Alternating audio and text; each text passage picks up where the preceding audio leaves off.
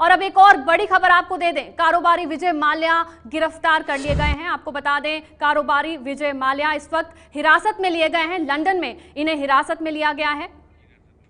विजय माल्या बीते कुछ महीनों से ये फरार चल रहे थे और लंदन में ये खबर आ रही है कि इन्हें हिरासत में लिया गया है। गिरफ्तारी नहीं हुई है, हिरासत में लिए गए हैं कारोबारी विजय माल्या। ओम प्रकाश तिवारी, एबीपी न्यूज संवाददाता, ज्यादा जानकारी दे रहे हैं। ओम प्रकाश, और ज्यादा जानकारी क्या मिल पा रही है इनके हिरासत में लिए जाने से जुड़ी हुई? देखिए, विजय माल्या के खिलाफ सेंट्रल ब्यूरो ऑफ इन्वेस्टिगेशन यानी सीबीआई ने एक्स्ट्राडिशन के लिए एक प्रपत्र भेजा हुआ था लंदन प्रशासन को। इसके अलावा इन्फोर्समेंट डायरेक्टरेट ने प्रिवेंशन ऑफ मनी लॉन्ड्रिंग के तहत म्यूचुअल लीगल असिस्टेंट ट्रीटी के तहत एक प्रपत्र भेजा हुआ था लंदन प्रशासन को, और मिनिस्ट्री ऑफ एक्सटर्नल अफेयर्स के जरिए ये रिक्वेस्ट भी की गई थी लंदन एडमिनिस्ट्रेशन से कि चूंकि ये शख्स भारत में वित्तीय अपराध करके भागा हुआ है और लिहाजा इसकी कई मुकदमों में तलाश है। इसके अलावा इसके खिलाफ नॉन अवेलेबल वारंट्स भी भारतीय कोर्टों ने इशू किए हुए हैं, लिहाजा इसको डिटेन किया जाए, इसको अरेस्ट किया जाए और इसको वापस एक्स्ट्राडाइट करके भारत वापस भेजा जाए, चूंकि ये भारतीय मूल का निवासी है।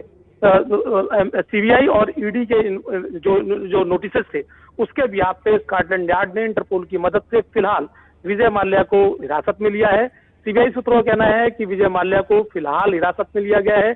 अभी इसके आगे की कार्रवाई जारी है कि विजय माल्या को भारत लाने के लिए क्या प्रोसीडिंग्स की जाएंगी या वहां की कोर्ट पहले सुनवाई करेगी कि विजय माल्या के खिलाफ जो आरोप लगाए गए हैं वो कितने सही हैं या कितने गलत हैं। लेकिन सीबीआई सूत्रों ने इस बात की आधिकारिक तौर पर पुष्टि की है कि विजय माल्या को फिलहाल इंटरपोल की मदद से स्कॉटलैंड यार्ड ने लंदन में हिरासत में ले लिया है। आमंत्रा जी, ओम प्रकाश, ये बताएं कि कब तक इनका एक्स्ट्राडिशन हो सकता है, कब तक भारत लाया जा सकता है विजय माल्या को?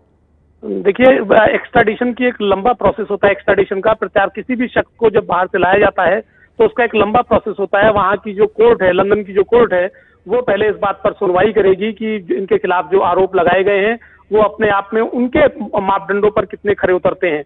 क्योंकि इसके पहले कई बार ऐसे एग्जाम्पल हुए हैं जब यहाँ से किसी आदमी का एक्स्ट्राडिशन के लिए लंदन प्रशासन ने हिरासत में तो लिया है लेकिन उसका प्रत्यार्पण नहीं हो सका है। नेवी बार रूम भी लिख भी ऐसा ही केस था।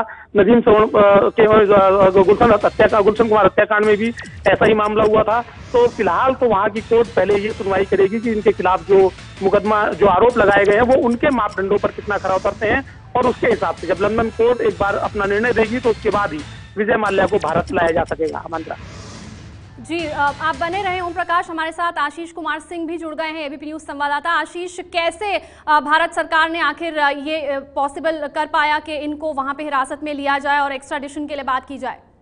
देखिए, आपको याद होगा आमंत्रा, कुछ दिन पहले प्रधानमंत्री ने एक साक्षात्कार में खुद कहा था कि विजय माल्या जैसे लोगों को मैं दिखा दूंगा कि देश का कानून क्या होता है, जिसके बाद बड़ी लंबी प्रक्रिया चली थी और पहले भारत ने डिपोटेशन की कोशिश की थी। पिछले सरकार में भी, यूपीए सरकार के दौरान तत्कालीन गृह मंत्री पी चिदम्बरम ने डिपोटेशन की रिक्वेस्ट की थी जब वो खुद वहां पर मिलने के लिए गए थे। लेकिन हाल में, अब से कुछ महीनों पहले ही, भारत सरकार ने बड़ी कड़ाई के साथ सारे दस्तावेज दे करके एक्स्ट्राडिशन की बाकायदा मांग की थी औपचारिक तौर पर यूके की सरकार से कि विजय माल्या को हिरासत में लेकर के भारत को एक्स्ट्राडाइट किया जाए। लेकिन जैसा ओपी तिवारी बता रहे थे कि एक्स्ट्राडिशन का एक लंबा प्रोसेस होता है, लंबी प्रक्रिया होगी जो कि वहां के कानून के मुताबिक वहां की अदालतें उसको कंसिडर करेंगी। इस बीच मुझे लगता है कि भारत सरकार को डिप्लोमेटिक स्तर पर बहुत बड़ा दबाव बनाना पड़ेगा या बैक चैनल बातचीत करनी पड़ेगी ताकि इस प्रक्रिया को जितना छोटा किया जा सके करना होगा और तभी एक्स्ट्राडिशन मुमकिन हो सकेगा। ऐसे केसेस पहले हो चुके हैं जिसमें हिरासत में तो लिया गया है, कार्रवाई की गई है, लेकिन एक्स्ट्राडिशन मुमकिन नहीं हो पाया। लिहाजा भारत को डिप्लोमेटिक चैनल के जरिए दबाव बनाना पड़ेगा और तभी एक्स्ट्राडिशन संभव हो सकेगा। जी आशीष, तो भारत सरकार के आग्रह पर इन्हें फिलहाल हिरासत में ले लिया गया है, लेकिन एक्स्ट्राडिशन मुमकिन हो इसके लिए भारत सरकार को डिप्लोमेटिक चैनल्स के जरिए दबाव बनाना पड़ेगा। ओम प्रकाश तिवारी का एक बार फिर से रुख करते हैं। ओम प्रकाश, हमारे दर्शकों को ये पूरा मामला समझाएं, कौन कौन से आरोप हैं विजय माल्या पर? देखिए, विजय माल्या पर मुख्य तौर पर आरोप है कि 9,000 करोड़ रुपए के घोटाले में वो मुख्य तौर पर आरोपी हैं। उन्होंने भारत के विभिन्न बैंकों से लोन लिया, उस लोन को नहीं चुकाया और उसके बाद इस लोन को डिफाल्टर घोषित हुए, वो कोर्ट से उनके खिलाफ समनिंग हुई, को सम्मन पर वो पेश नहीं हुए और आरोप है कि विजय माल्या इसके बाद एक सिस्टमैटिक तरीके से सोची समझी रणनीति के तहत भारत छोड़कर चले गए। वो लंदन चले गए जहां से उन्होंने समय समय पर अलग अलग बयान दिए। इसके बाद भारत में उनके खिलाफ कानूनी कार्रवाई जारी रही और भारत में सीबीआई ने उनके खिलाफ मुकदमा दर्ज किया।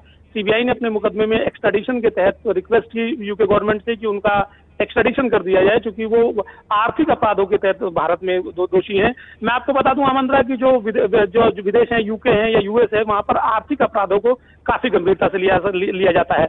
लिहाजा सीबीआई का जो एक्स्ट्राडिशन नोटिस था उसके बिहाफ पर, और इसके बाद इन्फोर्समेंट डायरेक्टरेट ने mutual of legal assistance treaty के तहत एक चिट्ठी वहां भेजी थी, जिसमें उन्होंने साफ तौर पर कहा था कि आपके कई गंभीर अपराधों के तहत विजय माल्या की तलाश जारी है और इसमें विजय माल्या का कस्टोडियल इंटेरोगेशन होना बहुत जरूरी है। इसके बाद जैसा कि आशीष कुमार सिंह बता रहे थे कि भारत सरकार ने विदेश मंत्रालय के लेवल पर यूके सरकार पर लगातार दबाव डाला, और जिसके चलते आज इंटरपोल की मदद से स्कॉटलैंड यार्ड ने विजय माल्या को फिलहाल हिरासत में लिया है। इसके आगे की प्रोसीडिंग के लिए बातें तय की जा रही हैं कि उनका एक्स्ट्राडिशन होगा तो कैसे होगा, या फिर उनकी वहीं पर जमानत हो जाएगी। आमंत्रा जी, लेकिन ओम प्रकाश, हिरासत में लिया गया है, एक्स्ट्राडिशन एक लंबी प्रक्रिया है जैसा कि आप बता रहे हैं, लेकिन फिलहाल ये हिरासत में लिया जाना ही बड़ी सफलता मानी जाए भारत सरकार के लिए?